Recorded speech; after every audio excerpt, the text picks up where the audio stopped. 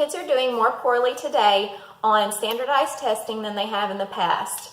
A lot of that has to do with the fact that schools rely on state funding, and state funding depends on how well schools perform in standardized testing. The solution for a lot, it would seem, is to make students stay and study more and more. They're not allowed to get up and move around. They're not allowed to go to recess as often as they need to. Kids are not meant to sit still for hours and hours on end. A 7-year-old is not going to be able to focus on his or her schoolwork whenever he is made to sit perfectly still and listen to what the teacher has to say and read and do work for hours and hours without being able to get up and go to recess.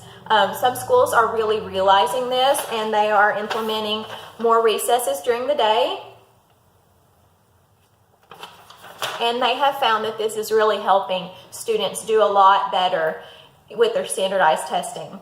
Another reason that kids need to be able to go outside and play for recess more often is because a lot of kids are being diagnosed with ADD, and this stems from them not being able to sit still in the classroom.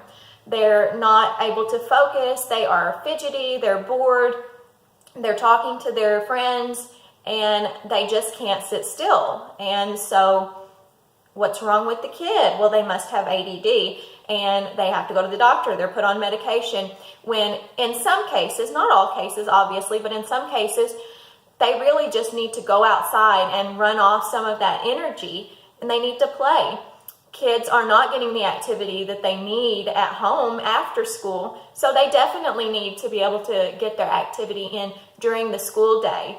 A kid is at school for 8 hours, and they're only having about 20 to 30 minutes for lunch, during which time they have to sit still. They do get to talk to their friends. They can get a little rowdy, but they can't get up and work off any energy.